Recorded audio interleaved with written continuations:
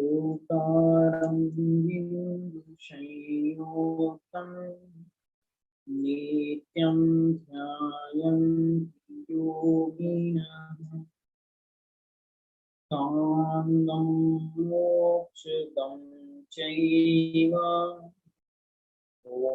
ओंकाराय नमो नमः। जलपंच परमेश्वरी भगवान की जय। आचार्य प्रवर अमृत चंद्र देव की जय।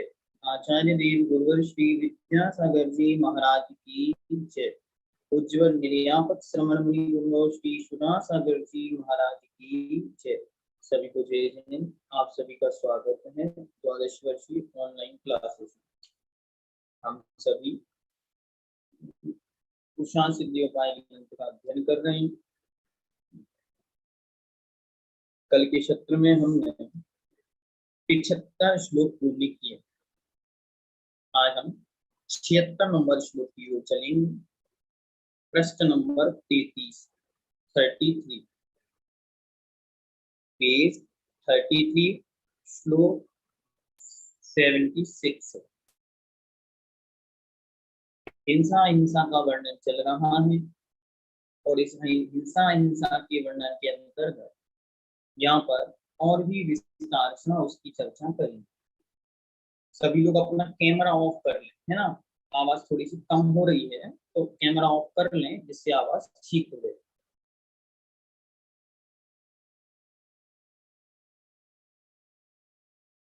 चलिए। उत्सर्ग रूप निर्वृत्ति अर्थात सामान्यतया कृतकार्य अनुमोदना रूप मन वचन काय करके 9 प्रकार मान्य है और यह अपवान रूप निर्वृत्ति अनेक रूप है।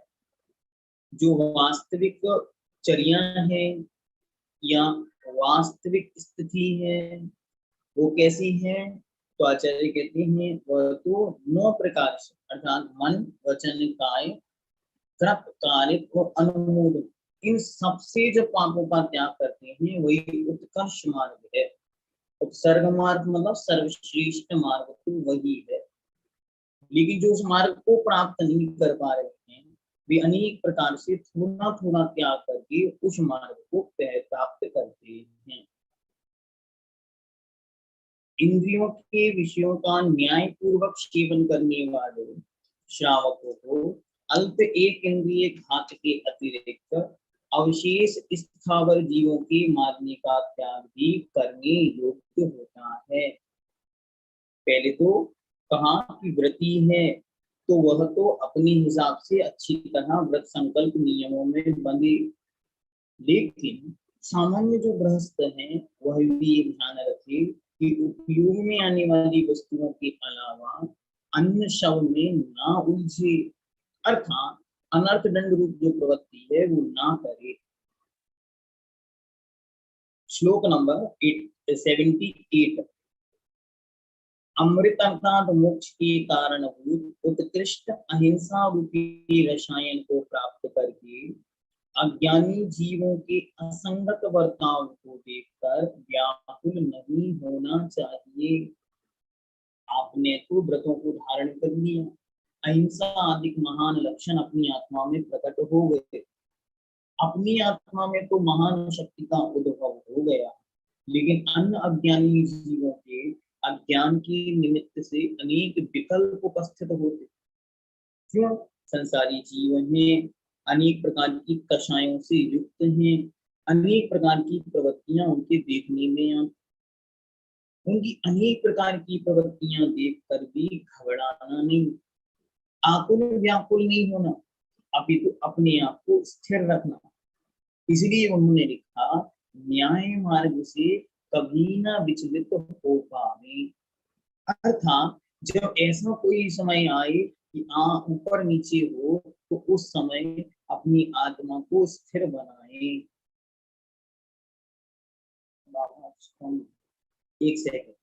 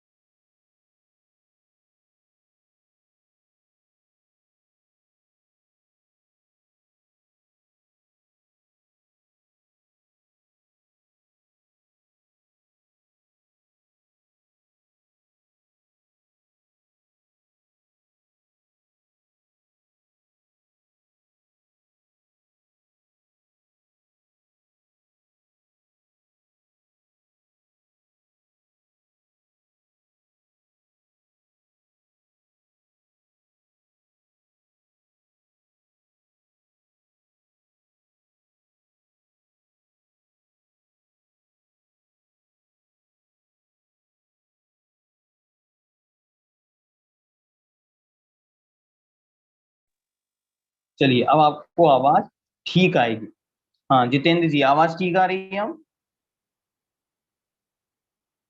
हेलो जितेंद्र जी, या अन्य भी जो हैं, जयश्री जी, आवाज ठीक आ रही? ठीक, चलिए आगे चलते हैं। हम्म, चलिए श्लोक नंबर 87 फिर से।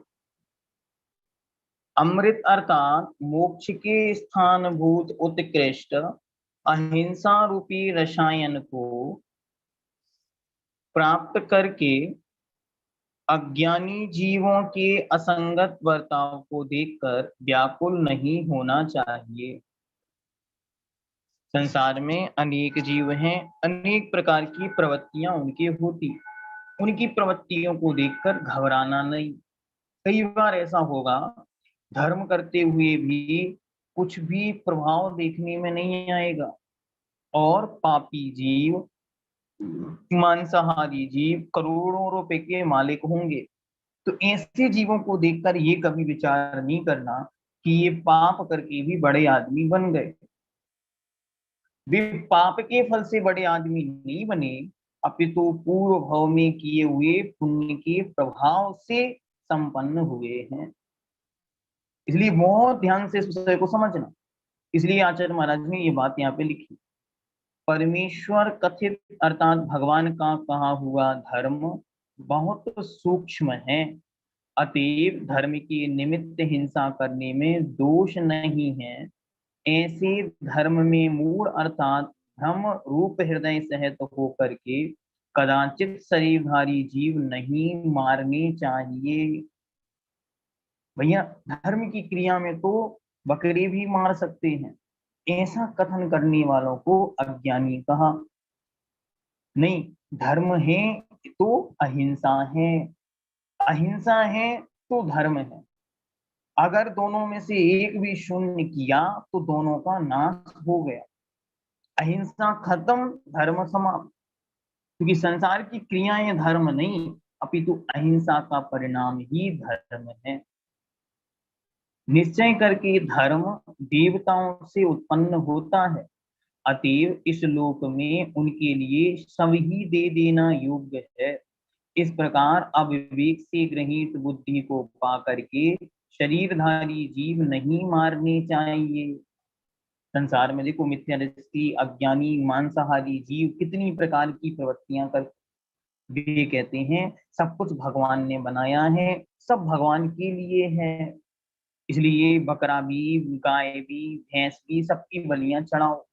आचार्य कह रहे नहीं नहीं, ये मूर्खता मत करो, इनसे बचो। पूजने योग्य पुरुषों के लिए बकरा आदि जीवों के घात करने में कोई भी दोष नहीं है। ऐसा विचार करके अतिथि व शिष्ट पुरुषों के लिए जीवों का घात करना योग्य नहीं है। संसार में अनेक मत मतांतर भेद भेदांतर हैं, वे अपनी अपनी अनेक प्रकार के कुतर्कों को रखकर सच्चे धर्म की महान विराधना करते, अहिंसा का नाश करते। उनके लिए ये कहा जा रहा, आप उनके चक्कर में पड़ के अपने आत्म धर्म की विराधना मत करना। बहुत प्राणियों के घात से उत्पन्न हुए भोजन से एक जीव के घात से उत्पन्न हुआ भोजन अच्छा है, ऐसा विचार करके कदाचित भी जंगम बड़े जीवों का घात नहीं करना चाहिए। कुछ लोग को तर्क करते कि देखो आपने 4 प्रकार की 5 प्रकार की सब्जियां बनाई, इनमें कितने जीव मारे आपने एक इंद्रिय, इससे अच्छा तो एक बकरा आदि का मरण कर देते तो एक ही जीव मरता। आचार्य कहते नहीं, जंगम जीव चलने फिरने वाले जीवों को नहीं मारना, इनसे इनको बचाओ। क्यों? जीव जितना जितना इंद्रियां बढ़ेंगी उतनी उतनी संवेदनाएं भी बढ़ेंगी,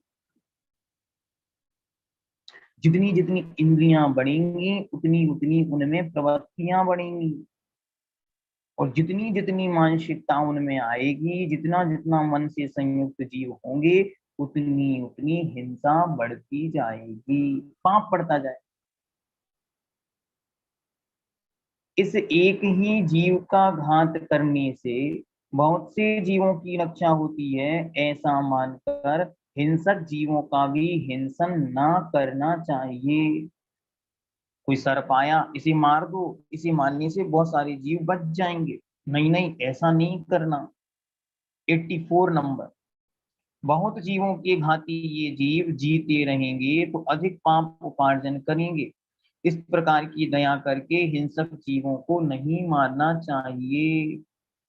बहुत सारे ऐसे महामूर्ख जीव हैं, वे छोटे छोटे जीवों को मारते फिरते। उनको पूछो ये क्या कर रहे हैं, तो वे कहते हैं इनको मारने से इनकी मुक्ति हो जाती है। 85 नंबर, अनेक दुखों से पीड़ित जीव थोड़े ही समय में दुखाभाव को प्राप्त हो जाएंगे। इस प्रकार की वासना रूप या विचार रूपी तलवार को लेकर दुखी जीवों को भी नहीं मारना चाहिए। ये इस पर्याय में बहुत दुख भोग रहे हैं, इसलिए इन्हें मार दो, ये सुखी हो जाएंगे। ऐसा सोचकर भी किसी जीव को नहीं मारना। सुख की प्राप्ति कष्ट से होती है, इसीलिए मारे हुए सुखी जीव सुखी ही होंगे। इस प्रकार कुतर्क का खड़क तलवार सुखियों के घात के लिए अंगीकार नहीं करना चाहिए। कहते हैं इस जन्म में ये बहुत सुखी है, ऐसे ही मरेगा तो अगले जन्म में सुखी होगा, इसलिए इसको मार दो। ऐसा करके भी मत मारना। और देखो और कैसे अज्ञानी कहते हैं, सप्त धर्म के अभिलाषी शिष्य के द्वारा अधिक अभ्यास से ज्ञान और सुगति करने में कारणभूत समाधि का शास्त्र सार प्राप्त करने वाले अपने गुरु का मस्तक नहीं काटा जाना चाहिए। ऐसे मत वाले जीव हैं, वे कहते हैं गुरु माना समाधि में अब लीन हो गए हैं, अब इनका सिर काट दो। इनका सिर काटने से ये अगले जन्म में अच्छी पर्याय में चले जाएंगे। थोड़े से धन के प्यासे और शिष्यों को विश्वास उत्पन्न करने के लिए दिखलाने वाले खार पाट पटिकों के शीघ्र ही घड़े के फूटने से चिड़िया के मोक्ष के समान मोक्ष को श्रद्धा में नहीं लाना चाहिए। एक विशेष प्रकार का संप्रदाय होता है जिसके साधु कत्थे कलर के कपड़े पहनते थे। पहले ये होता होगा, वर्तमान में देखने में नहीं आता। उसको बोलते हैं खार पटिक। उसके लोग मानते हैं जैसे कोई चिड़िया मटके के अंदर हो और मटका फोड़ दो तो चिड़िया मुक्त हो जाती है, ऐसी इस आत्मा के अंदर शरीर है, इसके सिर में कुछ मार दो और ये मटका का शरीर फूट जाए तो इसके अंदर से आत्मा मुक्त हो जाती है। तो आचार्य कह रहे हैं ऐसी मूर्खता में भी आप नहीं पड़ना। देखो संसार की विचित्रता, इस संसार में कैसा अज्ञान रूप धर्म फैला है। अगर आपको समय मिले अपने जीवन में, दो तीन चार किताबें ऐसी हैं आपको पढ़नी योग्य हैं। आप इनको पढ़ेंगे, आप अंदर से कांप जाएंगे। अरे ऐसे भी धर्म हैं, धिक्कार हो इन सबको।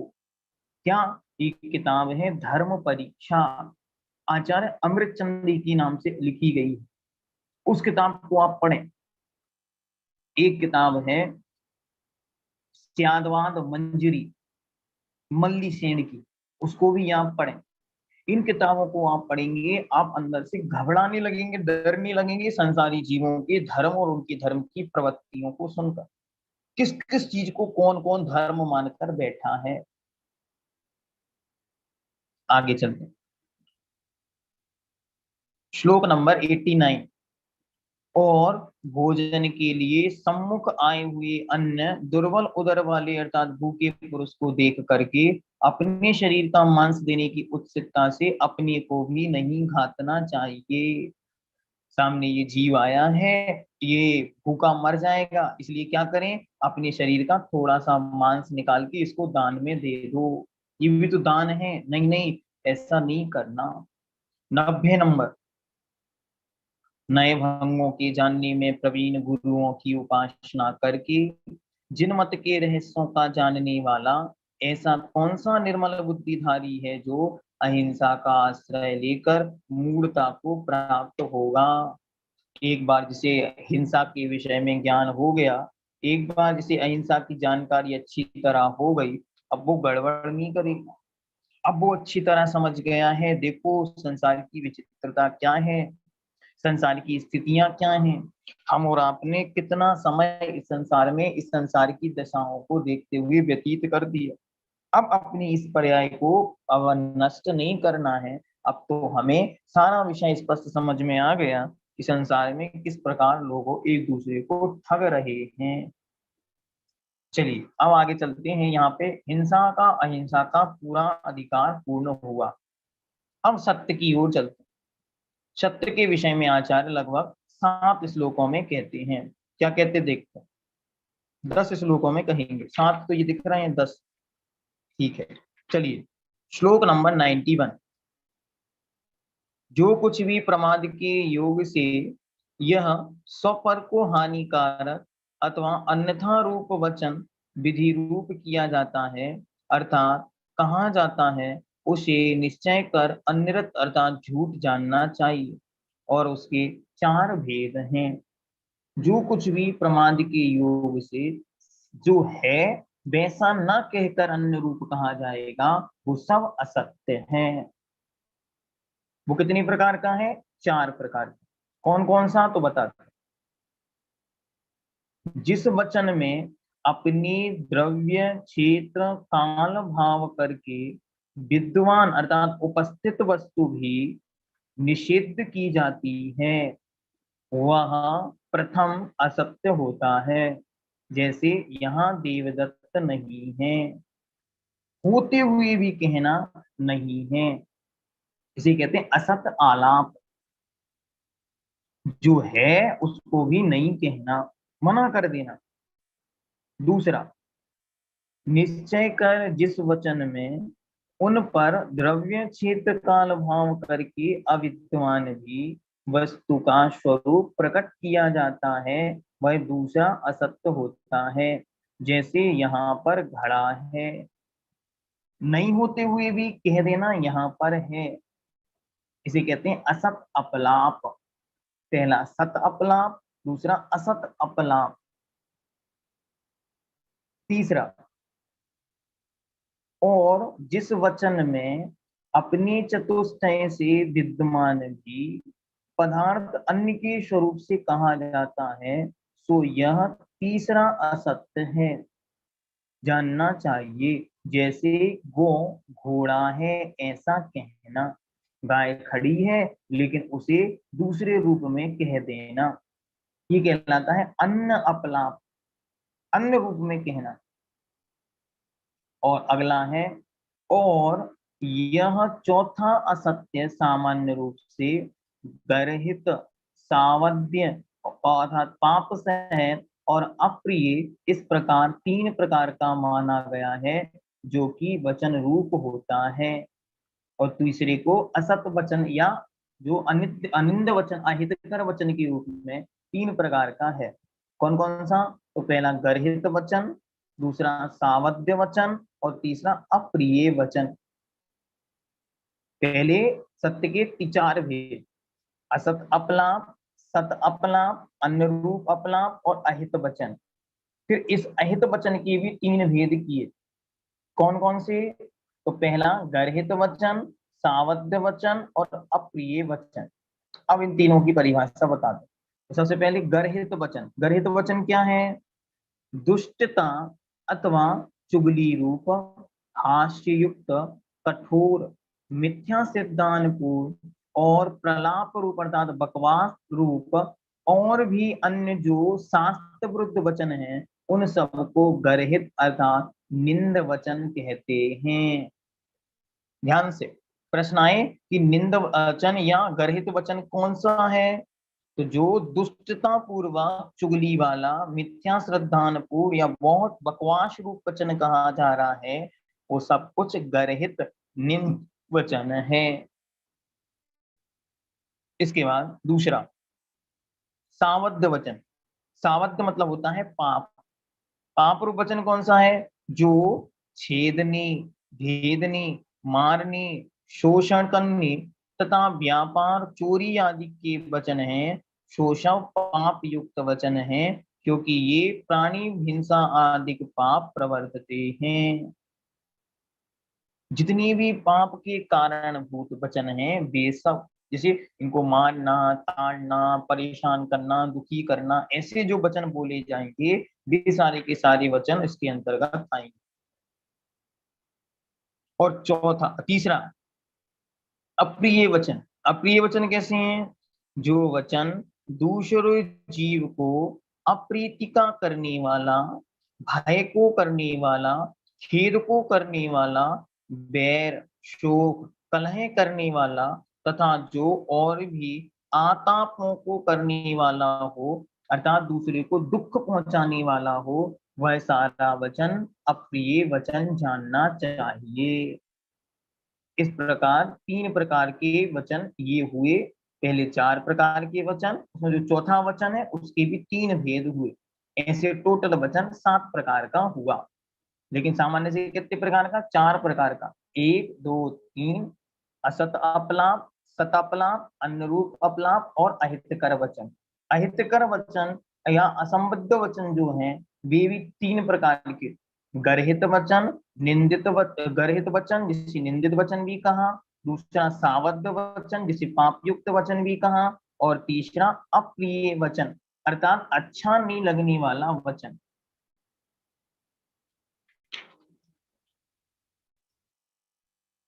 जिस कारण से इन सभी वचनों में प्रमाद सहित योग ही एक हेतु कहा है, इसीलिए असत्य वचन में भी हिंसा निश्चित रूप से आती है।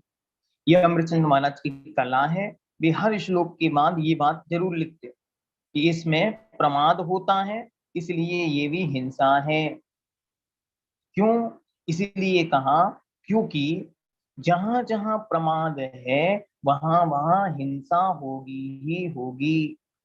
प्रमत्त योगात, प्रमाद के योग से प्राण विपरोपणम हिंसा, प्राणों का विपरोपणम करना हिंसा है।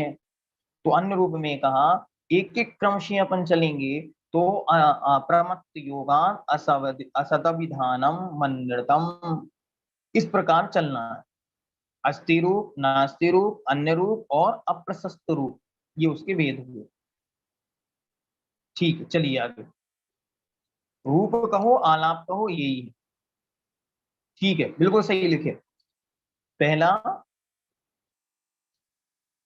अनुरूप, पहला सतरूप या सत आलाप, दूसरा असत आलाप, तीसरा अन्य आलाप या अन्य रूप, और चौथा होता है उसको बोलते हैं अप्रशस्त या अहितकर।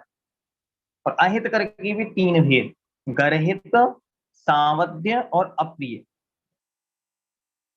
सरल है, बस थोड़ा सा ध्यान रखने योग्य, क्योंकि अन्य ग्रंथों में ये कहीं देखने नहीं मिलते, मात्र इसी ग्रंथ में ये देखने में आए, इसलिए थोड़े से अलग विषय हो जाता।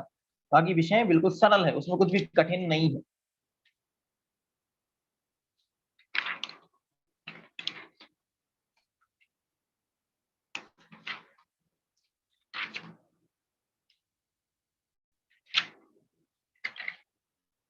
अब यहाँ पर यह सत्य का पूरा हुआ। अब आगे चलते हैं, तो आगे इसके विषय में, अन्य के विषय में चर्चा करेंगे। 1-2 श्लोकों में और सत्य के विषय को थोड़ा सा जोड़ा गया।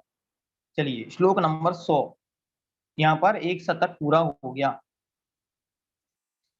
तो आप लोगों को बहुत बहुत बधाई, 1 सेंचुरी यहाँ पर आपकी पूरी हो गई। ये ग्रंथ 2 सेंचुरियों में लिखा गया, 100 श्लोकों के 2 और 26 श्लोक बाद के। तो आपके ऐसा 1 सेंचुरी, एक अध्याय पूरा एक प्रकार से हो गया, ऐसा मानना चाहिए।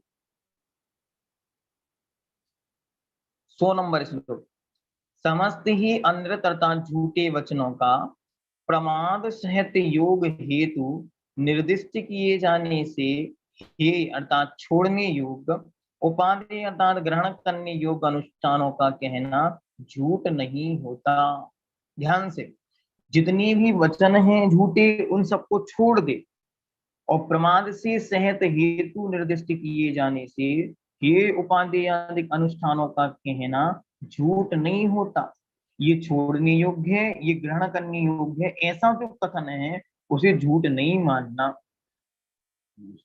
जो जीव भोगोपभोग के साधन मात्र सामर्थ्य वचन छोड़ने को असमर्थ हैं, वे भी शेष समस्त ही असत्य वचन को निरंतर ही छोड़ें।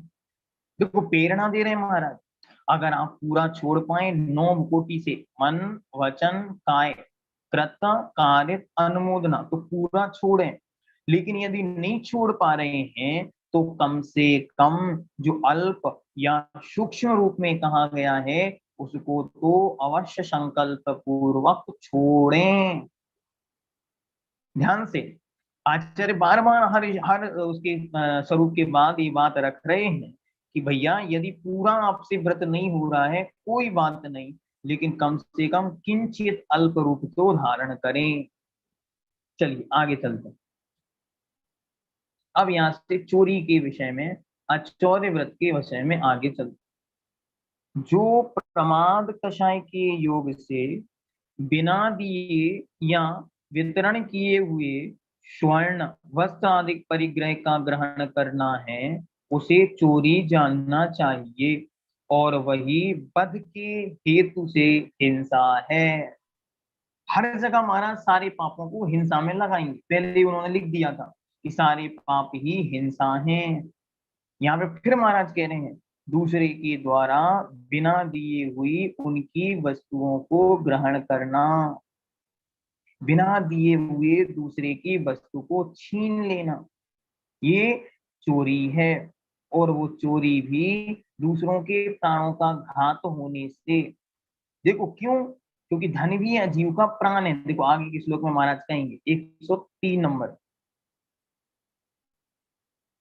जो पुरुष जिस जीव के पदार्थों को या धन को हरण करता है वह पुरुष उस जीव के प्राणों को हरण करता है, क्योंकि जगत में जो ये धनादिक पदार्थ प्रसिद्ध हैं वे सभी पुरुषों के बाह्य प्राण हैं।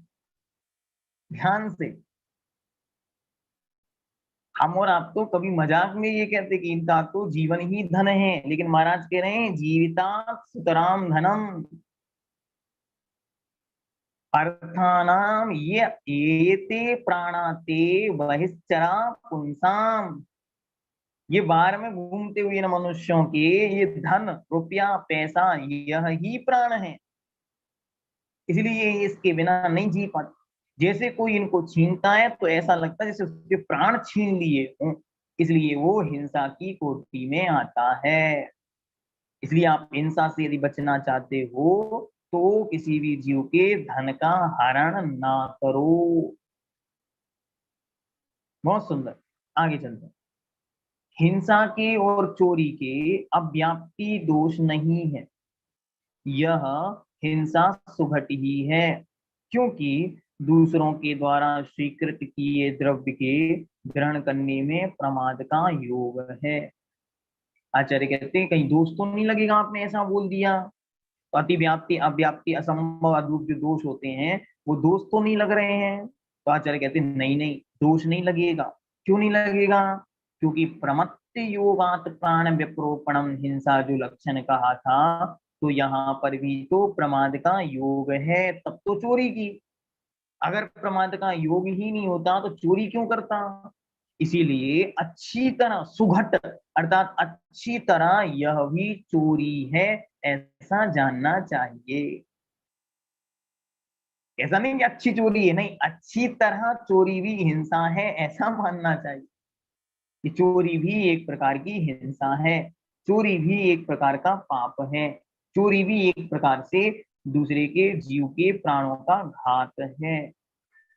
और वीतराग पुरुषों के प्रमाद योग रूप एक कारण के विरोध से द्रव्य कर्म नौकर्म कर्म वर्गणाओं की ग्रहण करने में निश्चय करके चोरी के उपस्थित न होने से उन दोनों में अर्थात हिंसा और चोरी में अतिव्याप्ति भी नहीं है। ध्यान से, अब एक प्रश्न उठा, आपने ये तो कह दिया कि चोरी ही हिंसा है या हिंसा ही चोरी है, ठीक है हमने स्वीकार कर लिया, लेकिन जो अरिहंत भगवान तेरे गुलिस्तान में बैठे उनकी भी तो कर्मों का आना हो रहा है।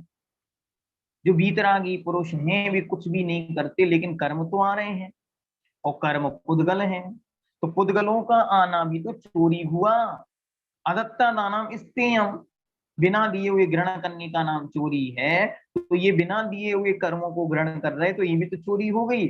महाराज ने कहा नहीं ये चोरी नहीं है। क्यों नहीं है? क्योंकि उनके अप्रमत्त अवस्था है, उनके प्रमाद नहीं है। इसलिए प्रमाद नहीं होने से उनके चोरी नहीं है। देखो हर चीज का माना तर्क दे रहा है, यही न्याय है। वरना कोई भी कहते यार तो भगवान ने यहाँ तो चोरी चल रही है, हमको कह रहे हैं चोरी नहीं करना और भगवान स्वयं कर्मों की चोरी कर रहे हैं।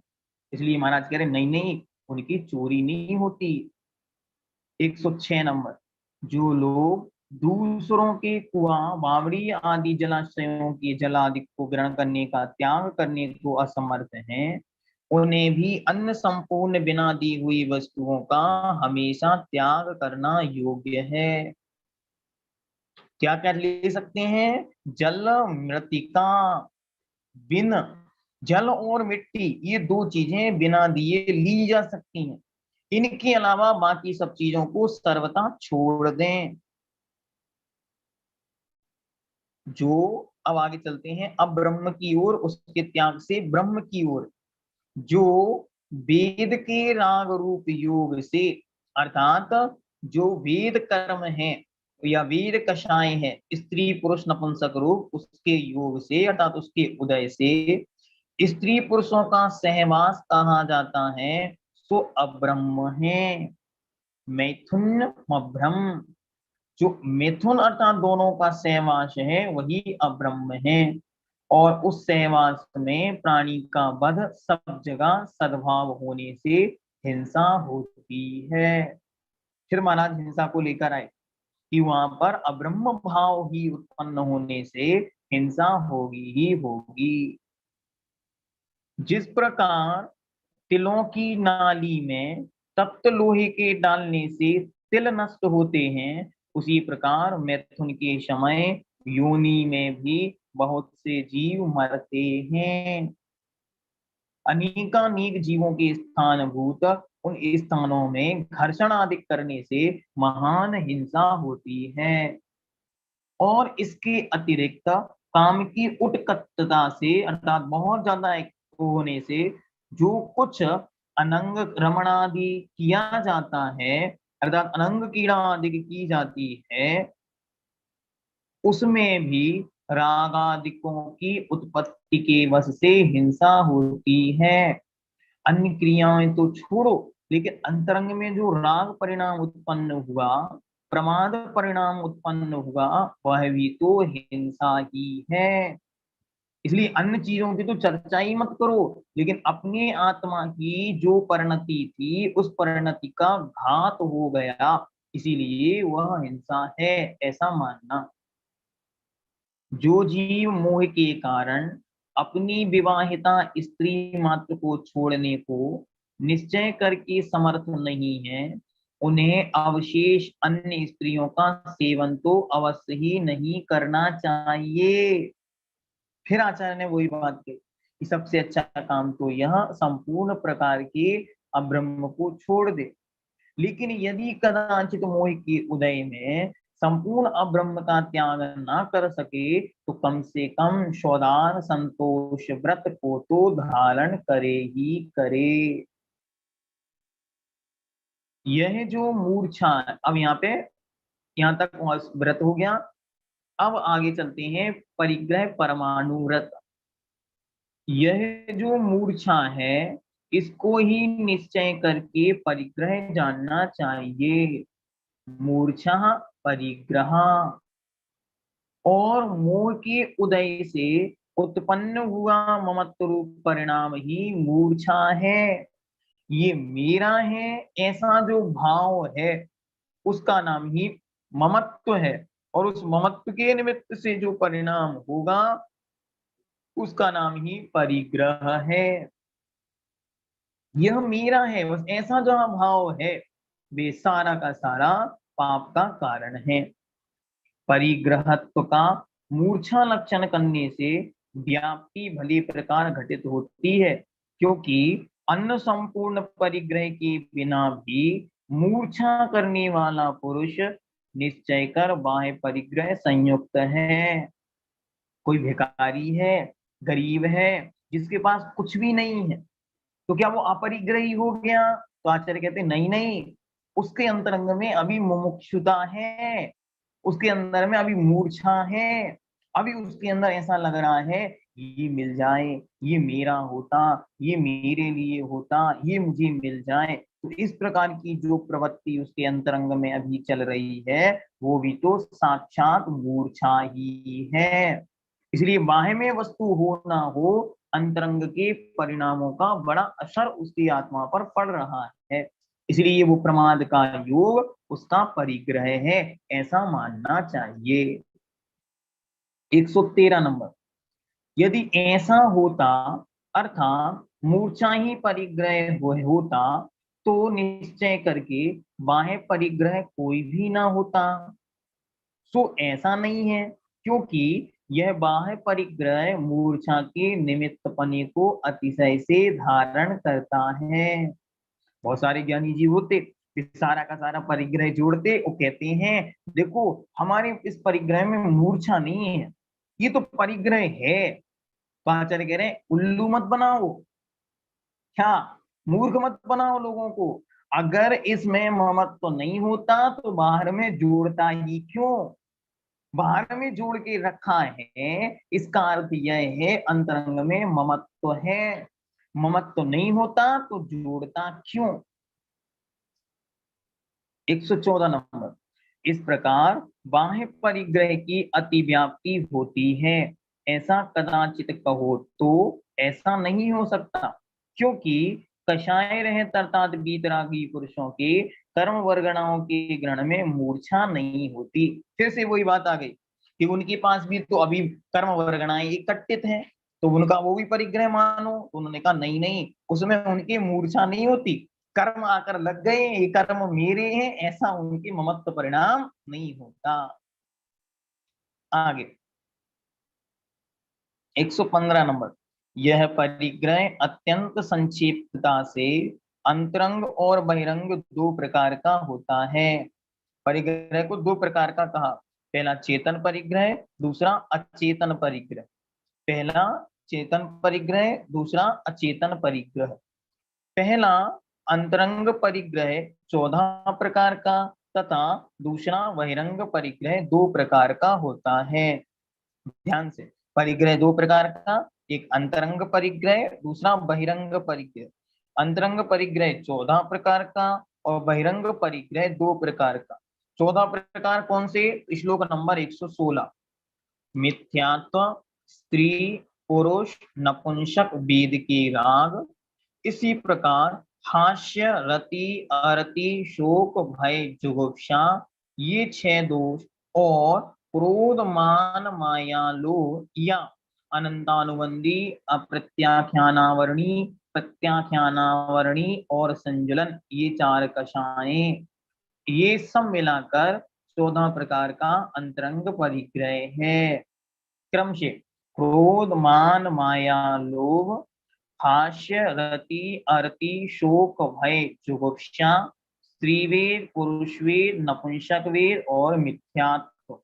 या चाहे तो मिथ्यात्व को सबसे पहले रख दें, तो हास्य, रति, अरति, शोक, भय, जुगुप्सा, ये टोटल मिलाकर 14 प्रकार का परिग्रह हुआ। अब बहिरंग परिग्रह क्या है तो बता दो। इसके अनंतर बहिरंग परिग्रह के सचित्त और अचित्त ये 2 भेद हैं, चेतन और अचेतन रूप 2 भेद हैं। ये समस्त भी परिग्रह किसी काल में भी हिंसा को नहीं उल्लंघन करते, अर्थात कोई भी परिग्रह किसी समय हिंसा रहित नहीं होता। ध्यान से घोषणा कर दी आचार्य ने, नैषः कदापि संज्ञा सर्वो सर्वो अतिवर्तते हिंसा। कभी भी ये हिंसा से दूर नहीं होते, हमेशा हिंसा में ही लगे रहते। इसलिए कहा फांस तनक सी तन में साले, चाहे लंगोटी की दुख भाले। अगर इच्छा है कुछ पाने की तो वो चाहे लंगोटी पाना ही क्यों ना हो, वह भी कांटे की तरह चुभती है। ऐसी संसारी जीव का जो परिग्रह है, जैसे माताएं ध्यान से समझती इस विषय को, जैसे आपके घर में कोई वस्त्र है और वो पूरा फट गया, अब वो उपयोग में नहीं आ रहा, तो किसी ने कहा इस वस्त्र को फेंक दो, तो आप क्या कहते, नहीं नहीं अभी नहीं फेंकना, अभी इसको रख दो, पोछा के काम में आएगा। ये क्या है, ये इतना ममत्व उस वस्त्र के प्रति या अपनी वस्तु के प्रति है कि जिसकी अब कोई उपयोगिता भी नहीं बची है उसको भी हम उपयोगी बना लेते हैं। ये है ममत्व बुद्धि। तो ऐसी ममत्व बुद्धि होने से कभी भी वो परिग्रह हो और उसमें राग ना हो, मूर्छा ना हो, ऐसा नहीं होता। चलिए आगे 118 नंबर। जैन सिद्धांत के ज्ञाता आचार्य दोनों प्रकार के परिग्रह के त्याग को अहिंसा ऐसे और दोनों प्रकार के परिग्रह के धारण को हिंसा ऐसा कहते हैं। ध्यान से, दोनों प्रकार का परिग्रह है तो हिंसा है, और दोनों प्रकार का परिग्रह छोड़ दिया तो अहिंसा है। हिंसा के पर्याय रूप होने से अंतरंग परिग्रह में हिंसा स्वयं सिद्ध है, और बहिरंग परिग्रह में ममत्व परिणाम ही हिंसा भाव को निश्चय से प्राप्त होता है। अंतरंग में कषाय आदि का उद्वेग है तो वो तो पाप हिंसा है ही, लेकिन बाहर में जितनी वस्तुएं हैं इनमें ये मेरा है, ये मेरा है, ये मेरा है, ऐसा जो ममत्व परिणाम है वही हिंसा है। 120 नंबर। यदि ऐसा ही है, अर्थात बहिरंग में ममत्व परिणाम का नाम ही मूर्छा है, तो बिल्ली तथा हिरण के बच्चे आदि में कुछ विशेषता ना होवे, सो ऐसा नहीं होता, क्योंकि ममत्व परिणामों की विशेषता से उन बिलाव तथा हिरण के बच्चे प्रमुख जीवों की विशेषता है, अर्थात समानता नहीं है। संसार में जितने भी जीव हैं उन सब में अलग अलग प्रकार से परिणाम देखे जाते। जितने संसार में जीव हैं वे सब अलग अलग प्रकार से ममत्व को धारण करते। जैसे एक बिल्ली है और वो बिल्ली जब किसी को झपटती है तो वो उन्हीं उसी ही मुख से, उन्हीं हाथों के पंजों से उस जीव को घात देती है। लेकिन वही बिल्ली उन्हीं दांतों से जब अपने बच्चे को उठाती है तो इतने आसानी से लेकर जाती है कि कभी भी उस बच्चे को एक भी दांत लगता नहीं। ये हर जीव का अपना अपना परिणाम है। दूसरा, एक हिरण का बच्चा है, वो थोड़ी सी यहाँ वहां पड़ी हुई सूखी सी घास खाकर अपना जीवन यापन कर लेता, और एक बिल्ली का बच्चा है वो जीवन भर और जीवों को मारेगा और जीवों को मारेगा और अपने पेट को भरने की सोचता रहे। तो कहाँ हिरण का जीव इतना बड़ा होकर उसका बच्चा भी, कहाँ परिणाम ममत्व की बुद्धि कम होने से कल के लिए घास इकट्ठी करके नहीं रखता, लेकिन बिल्ली का बच्चा या बिल्ली का जीव थोड़ा सा होने पर भी किस प्रकार ममत्व के परिणामों में लगकर जीवों को मारता फिरता है। ये आचार्य की विचित्रता है कि आचार्य महाराज कितनी अच्छी तरह से विषय को स्पष्ट कर रहे हैं कि देखो आप और हमारे ममत्व परिणामों को अच्छी तरह समझो कि कोई जीव कल के विषय में कितना सोचकर कितना कुछ रख रहा है, कोई जीव कल के विषय में कुछ भी नहीं सोच रहा है। आगे के श्लोक में और इसका भावार्थ दिख के और अच्छा स्पष्ट करेंगे। हरे घास के अंकुर चबाने वाले हिरण के बच्चे में मूर्छा मंद होती है, और वही हिंसा चूहों के समूह का उन्मर्दन करने वाले बिलाव में तीव्र होती है ना। वो इतना बड़ा जीव है हिरण का बच्चा, 100 बिल्ली के बच्चे लग जाएंगे तो एक हिरण का बच्चा बनता, लेकिन उसकी हिंसा, उसका ममत्व तो इतना अल्प है कि वो सूखी सी घास में भी अपना समय व्यतीत कर लेता। कभी किसी भी जीव को मारने का परिणाम नहीं होता उसका। और एक बिल्ली का बच्चा छोटा सा है लेकिन फिर भी उसे हमेशा जीव कहीं भी चूहा दिख जाए तुरंत झपट कर मार देता। क्यों भाई, अभी तूने भोजन किया, अभी तो मत मार, लेकिन उसके अंदर ये परिणाम भी जागृत नहीं होता। देखो इसका जो भावार्थ उसको भी पढ़ते और अच्छा समझ में आएगा। हिरण का बच्चा एक तो स्वभाव से ही हरित तृणों अर्थात घास के खाने के पानी के अधिक शोध में नहीं रहता, मिल जाए तो ठीक, ना मिले तो ठीक। दूसरे जब उसे हरी घास भी मिल जाती है तो थोड़ी सी आहट पाकर छोड़कर भाग जाता है। परंतु बिल्ली एक तो अपनी खाद्य की खोज में स्वभाव से अधिक चेष्टित रहती है, दूसरी खाद्य मिल जाने पर भी वह उसमें इतनी अनुरक्त होती है कि सिर पर लठ पड़ जावे तो भी उसे नहीं छोड़ती। दूध बिलाव पीवे आपदा नहीं देखता। इतना उसमें आसक्त होती होकर भोजन करती है कि सामने दूध पड़ा है उसको पी रही है, ये नहीं देखती कि अभी कोई पीछे से डंडा मार रहा है, और कोई डंडा मार दे तो वहीं प्राणांत तो हो जाती। अतएव हिरण और बिल्ली ये दोनों मंद मूर्छा और तीव्र मूर्छा के अच्छे सरल और प्रकट उदाहरण हैं। इन ममत्व परिणामों की विशेषताएं से ही परिग्रह विशेष होता है, ऐसा निश्चय जानना चाहिए। कितना सुंदर उदाहरण देती। अब आपको जीवन में याद रखना, क्या बिल्ली और हिरण को नहीं, अपने अपने ममत्व परिणामों को, कि हमारा किस वस्तु में कितना ममत्व है।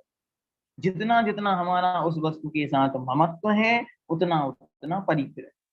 कहाँ चक्रवर्ती छह खंडों की अधिपति होकर भी ममत्व से रहते हैं, ग्रह में वैरागी हैं, और कहाँ एक भिखारी जिसके पास जीवन भर कुछ भी नहीं है लेकिन फिर भी नरकगामी पात्र है। ये इन सब विषयों से जान। आगे कहते हैं, दूध और खांड शक्कर में मधुरता के प्रीति भेद के समान इस लोक में निश्चय कर कारण की विशेषता से कार्य का विशेष रूप बाधा रहित भले प्रकार सिद्ध होता है। हर चीज की मधुरता अलग अलग होती है। खांड हो, मिश्री हो, शक्कर हो, गुड़ हो, अमृत हो, सबकी मिठास अलग अलग है। तो उनको मिलाने के से बनाने वाले पदार्थ की मिठास भी अलग होती है। ऐसे ही भगवती चैतन्य आत्म तत्व के अपने अपने परिणामों का फल अलग अलग होता है। जो जितना मंद करेगा उसका जब उदय आएगा तो अनुभाग भी उतना ही मंद पड़ेगा। इस प्रकार उसकी प्रवृत्ति बनती। निश्चय कर अल्प मिठास वाले दूध में मिठास की रुचि थोड़ी ही कही जाती है, और वही मिठास की रुचि अत्यंत मिठास वाले खंड अर्थात शक्कर में तीव्र कही जाती है। इसका भी भावार्थ देखो और अच्छे समझ में आए। जो पुरुष मिष्ट रस का लोलुपी होता है उसे दूध की अपेक्षा शक्कर में अधिक प्रीति होती है। इसी प्रकार बाह्य परिग्रह का अल्प रुचिकर और विशेष रुचिकर कारण पाकर अंतरंग परिणाम होते। बहुत आरंभ परिग्रह व्यापार होता है तो ममत्व भी अधिक होता है। नहीं नहीं, हमारे पास तो खूब पैसा है लेकिन ममत्व तो रंच मात्र भी नहीं, ऐसा नहीं होता। जैसे जैसे धन संपत्ति बढ़ती है ममत्व बुद्धि भी बढ़ती। और यदि परिग्रह अल्प होता है तो ममत्व भी अल्प होता है। हाँ, किसी किसी पुरुष के परिग्रह के अल्प होते हुए भी अभिलाषा रूप ममत्व अधिक होते हैं, परंतु उसमें आगामी काल में होने वाले बाह्य परिग्रह का संकल्प विषयभूत समझना चाहिए। परंतु यदि कोई पुरुष परिग्रह को अंगीकार करता जावे और कहे कि मेरे अंतरंग में ममत्व नहीं है, तो उसे सर्वथा झूठ समझना चाहिए। क्योंकि हिंसा तो परिणामों के बिना ही शरीराधिक बाह्य निमित्त पाकर हो सकती है, परंतु ममत्व अर्थात मूर्छा परिग्रह को अंगीकार किए बिना सर्वथा नहीं होती। तथा ध्यान से, बाहर का जीव अंतरंग में परिणाम हो भी ना फिर भी मर सकता है। गमन कर रहे हो, कोई ना कोई जीव पैर के नीचे आ गया और मर गया, लेकिन अंतरंग में ममत्व ना हो तो 1 इंच कपड़ा भी जुड़ नहीं सकता। बहुत ध्यान से, कितनी सुंदर पंक्ति है महाराज लिखा। तथा परिग्रह के संग्रह में ममत्व परिणाम ही कारण होते हैं, अतएव ममत्व परिणामों के परिहार के लिए बाह्य परिग्रह त्यागना भी अत्यधिक आवश्यक है। इसलिए इसके विषय में निर्णय करना चाहिए। ये नहीं सोचना चाहिए कि नहीं नहीं ये तो इस प्रकार, ये इस प्रकार है, ऐसा करके वैसा करके और यहाँ वहां घुमा के गड़बड़ नहीं करना। चलिए एक दो श्लोक और लेते, 125 पर आज पूरा करते हैं, क्योंकि अगर अपन 25-25 श्लोक के हिसाब से भी चलेंगे तो 4 दिन में आपका 200 श्लोक और 26 श्लोक, मतलब 5 दिन में आपका ये विषय पूरा हो जाए, तो आराम से आपका 6-7 तारीख तक विषय हो जाए, इसलिए अपन आराम से चल। पहले ही तत्व के अर्थ के अश्रद्धान में जिससे संयुक्त किया गया है, ऐसे मिथ्यात्व को तथा सम्यक दर्शन की चोर 4 पहले कषाय अर्थात अनंतानुबंधी क्रोध मान माया लोभ हैं। ध्यान से, सबसे पहले ये ध्यान रखना है कि किस कषाय से क्या होता है। तो सबसे पहले अनंतानुबंधी कषाय से क्या हो, पहले सबसे पहले कहा मिथ्यात्व। मिथ्यात्व से क्या होना, मिथ्यात्व से इस जीव को अतत्व श्रद्धा होती और अनंतानुबंधी के उदय में सम्यक दर्शन नहीं होता। फिर आगे, और द्वितीय दूसरी कषाय अर्थात अप्रत्याख्यानावरण क्रोध मान माया लोभ को छोड़कर देश चारित्र के सम्मुख आता है, अर्थात अप्रत्याख्यानावरण के उदय में देश चारित्र या एक देश व्रत प्रतिमाएं आदि के परिणाम नहीं होते। आगे, क्योंकि ये कषाएं निरंतर देश चारित्र को रोकती हैं। चलिए अपनी कॉपी में लिखें,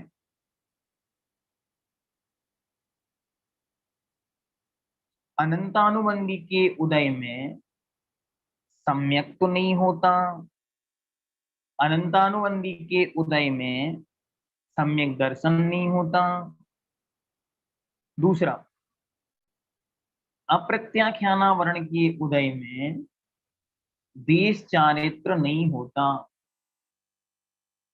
तीसरा, प्रत्याख्यानावरण कषाय के उदय में सकल चारित्र नहीं होता।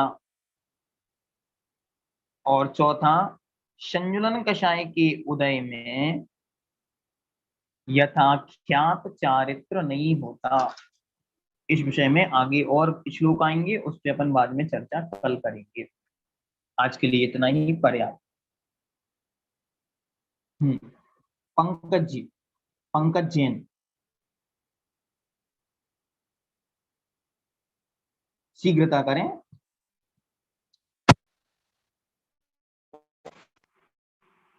पंकज जी,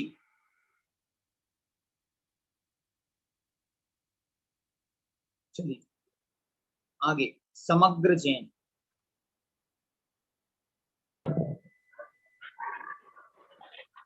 भैया जी, आपने मुझे क्या कहते हैं ये समझाया था ना, अतिव्याप्ति दूषण, अव्याप्ति दूषण और असंभव, उसको एक बार और बता दीजिए। जी, उसके लिए आपको वीडियो दी जा चुकी है, उस वीडियो को 2-3-4 बार देखें तो विषय एकदम स्पष्ट हो जाए। राज रानी जी,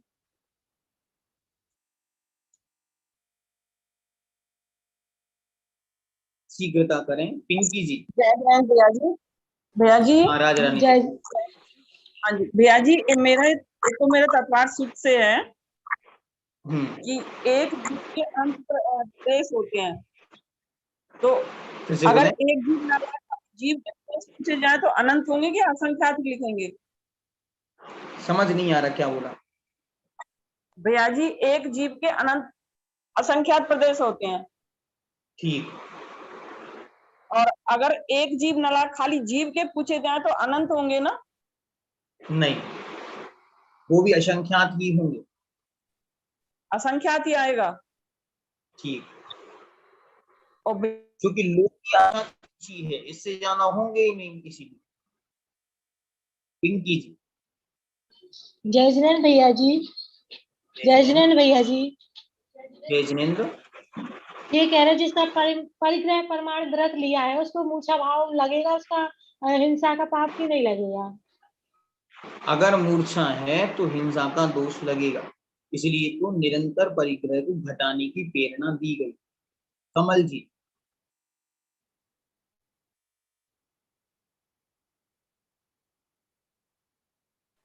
हाँ जय जिनेन्द्र भैया जी बोलिए कमल जी। हाँ भैया, आप ये जो हिंसा का प्रकरण चल रहा है, अभी आपने बताया कि अनंतानुबंधी के वजह से सम्यक दर्शन नहीं होता, प्रत्याख्यान में प्रतिमाएं व्रत नहीं ले जा सकती, प्रत्याख्यान में सकल चारित्र नहीं होता, संजुलन में यथा क्या चारित नहीं होता। तो इसमें हिंसा का प्रकरण कहाँ आया? पुनः बोले। ये जो बता रहे हैं आचार्य महाराज कि हिंसा के प्रकरण बता रहे हैं ना, तो अभी ये जो अनंतानुबंधी के उदय से सम्यक दर्शन नहीं होता, अप्रत्याख्यान के में प्रतिमाएं व्रत नहीं ली जा सकती, अप्रत्याख्यान में सकल चारित्र नहीं होता, और संजलन उदय में यथा क्या चारित्र नहीं होता, तो इसमें हिंसा का प्रकरण से कैसे जोड़ेंगे इसको? नहीं, अभी मात्र सामान्य से कषाय की चर्चा चल रही है, तो आचार्य का यहाँ पे कहने का अभिप्राय इतना है कि जिन देश पृथ्वी पूर्व संकल्प लिया था आचार्य ने कि हम चारित्र की चर्चा करेंगे, तो चर्चा चल रही है चारित्र की, चारित्र का प्रकरण चल रहा है, तो उस चारित्र के प्रकरण को भी महाराज समझा रहे हैं कि इस कषाय के उदय में ये चारित्र या ये सम्यक तो नहीं होता। तो जो पूर्व में प्रसंग कहा था उसको आचार्य बीच बीच में याद दिला रहे हैं आपको कि आप भूल ना जाओ कि क्या प्रसंग चल रहा है। फिर से यहाँ पे महाराज आगे चल के फिर देश व्रतों की ओर लौट आएंगे, इसलिए महाराज आगे आगे थोड़ा थोड़ा बीच बीच में विषय सिद्धांत का विषय भी रख रहे हैं। ऐसा अन्य स्थानों पे भी आपने देखा होगा, तो महाराज बार बार आपको सिद्धांत की ओर लौट आते। ये आचार्य की कला है लिखने। पारुल जी। भैया जी जय जिनेन्द्र। जय जिनेन्द्र। भैया जी मेरे का ये पूछना था कि जैसे ये सिद्धांत शास्त्र है अपने तत्पार सूत्र जी और पुरुषार्थ सिद्धि उपाय जी, लेकिन अभी परीक्षा के दृष्टिकोण से क्या इनको जब भी नींद खुलती है, मतलब रात में 1 बजे 2 बजे, क्या इनको पढ़ सकते हैं, अध्ययन कर सकते हैं? कोई दिक्कत नहीं। रिवीजन के रूप में एक प्रकार का आमनाय स्वाध्याय होता है, उस रूप में इनको कर सकते हैं। जी भैया स्वाध्याय के रूप में। जी भैया। शुद्धि का बस ध्यान रखें, शुद्धि का अगर हमेशा बनी रहती है तो आप उसको अच्छी तरह पढ़ सकते हैं। शुद्धि का विवेक रखना चाहिए। सुलेखा जी।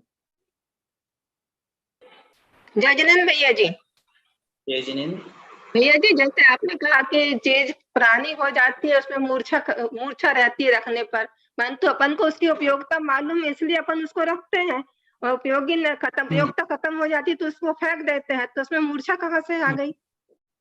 मूर्छा है तब ही तो रखने का भाव है, मूर्छा नहीं है तो उसे रखने का भाव है, क्योंकि उसकी उपयोगिता तो है ना पुराने होने के बाद भी। इसके लिए एक बहुत अच्छा उदाहरण दिया। जैसे किसी व्यक्ति घर से वह निकला और सामने किसी ने कहा वहां एक छोटे बालक का एक्सीडेंट हुआ।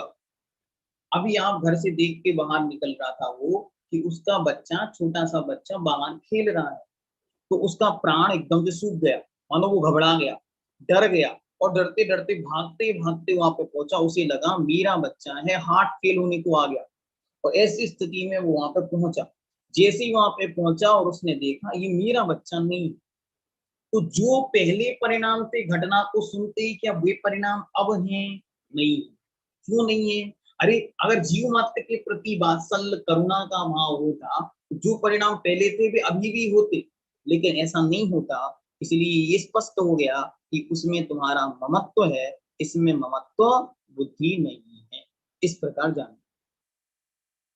सीमा जी। जय जिनेन्द्र भैया जी। जय जिनेन्द्र। भैया जी जो पाठशाला में हम लोगों ने जो असत रूप जो वचन पढ़े हैं, असत अभिलाप, अन्य रूप अभिधानम और अन्य रूप अभिधानम, अप्रशस्त वचन और तो सत, असत, अन्य और अप्रशस्त, चार ही भेद। तो इसमें सत अपलाप नहीं पढ़ा हमने, असत अपलाप, अन्य रूप अभिधान, असद रूप अप्रशस्त वचन। ठीक है, कोई अंतर नहीं है। सत कहो, अलाप कहो, असत कहो, अलाप कहो। अलाप मतलब होता है वचन या कहना, तो सत को कहना, अस्तित्व को कहना या झूठा कहना, इस प्रकार। तो सत, असत, अप्रशस्त और वह अन्य रूप, यही उसके भेद बनते। एग्जैक्टली में है योग की आचार्य ने मूल श्लोक में ये चार भेद नहीं लिखे, मात्र उन्होंने इतना लिख दिया चत्वारि सन्ति। तो ये चार तो होते हैं, ये तो उन्होंने कह दिया, कौन से चार होते हैं ये उन्होंने नहीं लिखा। इस कारण ये अंतर पड़ रहा है। जो टीकाकार हुए उन्होंने अपने हिसाब से चार नाम बनाए, तो जो आपके पास टीका उपलब्ध है उन्होंने जो चार नाम बनाए वे चार नाम आपको मानने चाहिए। नीलम जी। जय जिनेन्द्र भैया जी, जय जिनेन्द्र। ये अलाप है या अपिलाप है, ये पूछना था। अपलाप भी कह सकते, अलाप भी कह सकते, दोनों सही है। वचन भी कह सकते, शतवचन भी कह सकते, शतरूप वचन भी कह सकते। और एक ये पूछना था कि अप्रत्याख्यान के उदय में क्या नहीं होता। फिर से एक बार सब लोग सुने। अनंतानुबंधी के उदय में सम्यक्त नहीं होता, अप्रत्याख्यानावरण के उदय में देश चारित्र नहीं होता, प्रत्याख्यानावरण के उदय में सकल चारित्र नहीं होता, और संजुलन के उदय में यथाख्यात चारित्र नहीं होता। ठीक है भैया जी। सुनीता जी। जय जिनेन्द्र भैया जी। जय जिनेन्द्र। भैया जी ये पूछना था कि ये जैसे शब्दार्थ आएंगे तत्वार्थ सूत्र में, तो इसमें भी शब्दार्थ पूछे जाएंगे क्या? नहीं, इसमें से संस्कृत का कुछ भी विषय नहीं पूछा जाएगा। आकांक्षा जी, शीघ्रता करें। जय जिनेन्द्र भैया जी। भैया जी ये तत्काल से पूछ रही हूँ, निग्रह का मतलब क्या बताया? निग्रह मतलब होता है नीचा स्थान या दंड का स्थान। मतलब ये गुप्ती में आती ना डेफिनेशन, योग वहां का पे सब। अलग आता, वहां पे निग्रह का अर्थ है दूर करना या अच्छा, रोकना। अच्छा जी जी जी। मन निग्रह, मन को रोकना। वचन निग्रह, वचन की प्रवृत्ति को रोकना, ऐसा। रीना जी। जय जिनेन्द्र भैया जी। आगे तैयार रहेंगे। आशा जी, हाँ बोलिए। जय जिनेन्द्र भैया जी। जय जिनेन्द्र। भैया जी ये वाला पुरुषार्थ सिद्धि तो हो जाएगा अगर आप उत्तर पुराण के लिए, अगर आपको समय है हाँ, तो मैंने कुछ आपको बोल दिया, में एक दिन में बीच में समय निकालकर उत्तर पुराण के लिए मैं अवश्य समय दूंगा। चलिए आशा जी।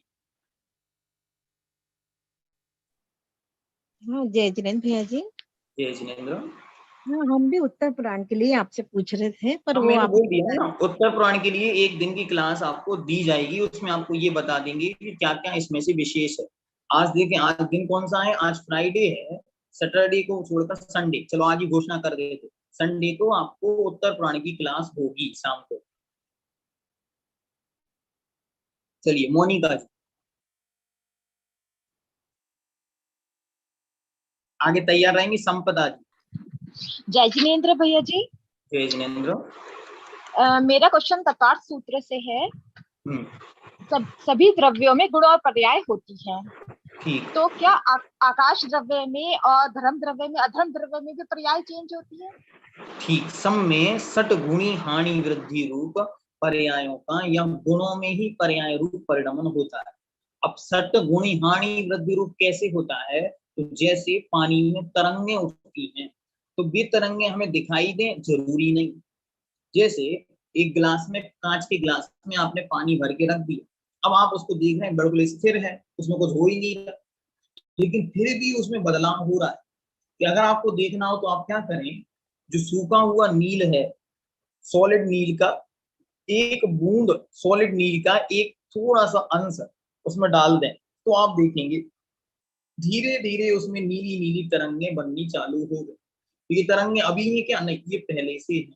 ऐसे ही संपूर्ण द्रव्यों में सटगुणी हानि वृद्धि रूप पर्याय का परिणमन नियम से होता रहता है। संपदा जी। संप्रदा जी। जय जिनेन्द्र भैया जी। भैया जी ये है कि सिद्धि उपाय में भी उपभोग वर्ण आए हैं और तत्वार्थ सिद्धि में भी। उपभोग का मतलब होता है जो चीज हम आज यूज कर रहे हैं वो चीज खत्म हो जाए, जैसे भोजन, ये दिया गया तत्वार्थ सूत्र। लेकिन पुरुषार्थ उपाय में सेम ऐसा ही दिया गया, भोग का मतलब है भोजन और उपभोग मतलब जो हम बार बार यूज कर सके, जैसे कि वस्त्र। ये दोनों अपोजिट है, हमको कैसे। ठीक है, जब अपन उस पर आएंगे तो उस विषय पे विशेष चर्चा कर देंगे। रश्मि जी। अभी आगे वो विषय आएगा तो उस पर चर्चा करते हैं। जी रश्मि जी बोलिए।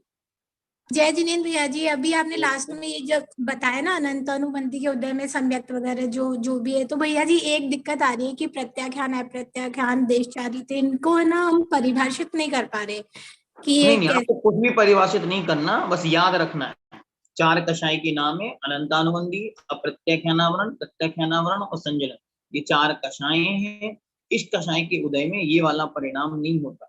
आप चाहते हैं इनको परिभाषित करना, तो फिर आपको सिद्धांत पढ़ना पड़ेगा। सिद्धांत पढ़ेंगे तो बहुत समय लग जाएगा। तो धीरे धीरे जब हम सर्वहारा सिद्धि आदि पढ़ेंगे तो बार बार इनकी चर्चा होगी, तब आपको इस विषय में और डिटेल में बताएं। अभी समय नहीं है इसको डिटेल में चर्चा करने का। चलिए मधु जी, देखिए अब हाथ ना उठाएं क्योंकि वैसे ही 11 मिनट एक्स्ट्रा हो चुका है। मात्र मंजू जी और यहाँ नीचे 1-2 जन और को लेकर हम क्लास को ऑफ कर रहे हैं। मधु जी।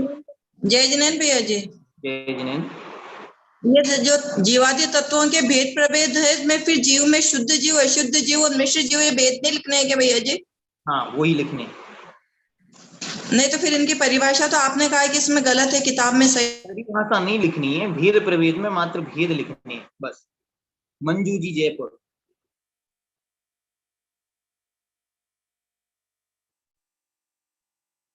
मंजू जी जयपुर, शीघ्रता करें। आगे कनक हाँ, मल जी। जय जिनेन्द्र भैया जी। जय जिनेन्द्र। हाँ भैया जी, मैं ऐसे पूछ रही तत्वार्थ सूत्र में मेरा क्वेश्चन कि जैसे अभी अर्थ सर्पणिकार चल रहा है, उसमें छठा काल आएगा, उसके बाद जब उस सर्पणिकार आएगा तो उसमें स्टार्टिंग में छठे काल से स्टार्ट होगा या फिर प्रथम काल से स्टार्ट होगा? छठवें काल से। नाम पहला होगा, मतलब नंबर पहला होगा, काल छठवा होगा। नहीं तो मतलब उसको छठा काल बोला जाएगा? तो फिर तो इस किताब में तो ऐसे लिखा हुआ है कि पहले द्वितीय और तृतीय काल में कर्म भूमि रहेगी उस सर्पणी के, तो फिर वो कर्म भूमि कैसे रहेगी फिर वो? जैसे अभी वर्तमान में ऊपर के 3 काल, 1 नंबर 2 नंबर 3 नंबर, ये भोग भूमियां हैं। नीचे के 3 काल, चौथा पांचवा छठवा, ये भोग भूमियां हैं, ये कर्म भूमियां। ऊपर भोग भूमि, नीचे कर्म भूमि, बस इनको वहां पे अपोजिट कर दो।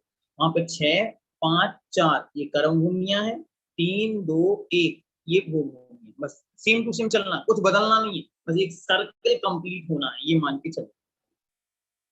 कनकमल जी आगे तैयार। मेरा प्रश्न तीसरे अध्याय से तत्वार्थ सूत्र से, परसों भैया जी ने बताया था कि तीसरे अध्याय में जो मतलब ये गणोवात वाले वो है ना, तो इनमें नीचे की तरफ तोड़िए, प्रथम नरक के नीचे तोड़िए, तो चारों तरफ है आवृत में। आप क्या पूछना चाह रहे हैं?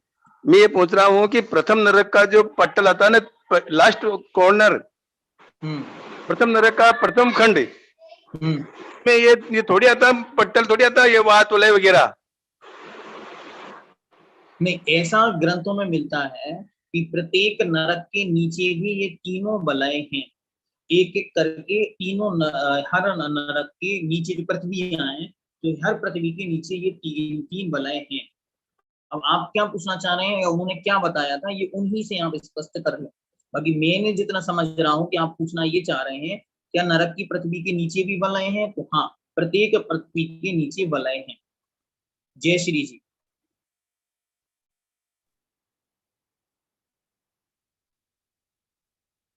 हेलो जय श्री जी, आपकी आवाज नहीं आ रही। आगे श्वेता जी।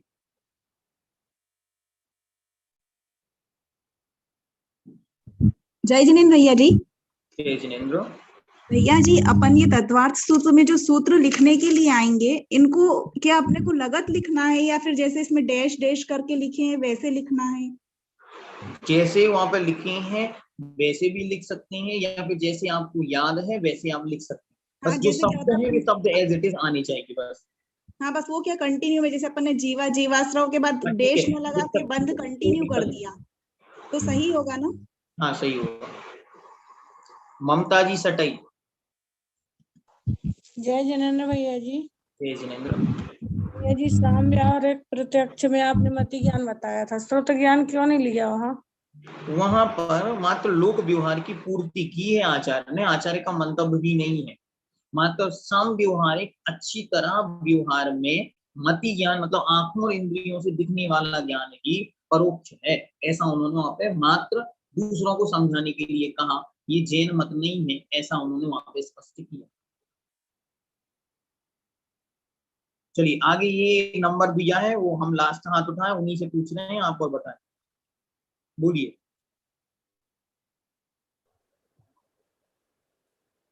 हाँ बोले। जय जिनेन्द्र भैया जी। जय जिनेन्द्र।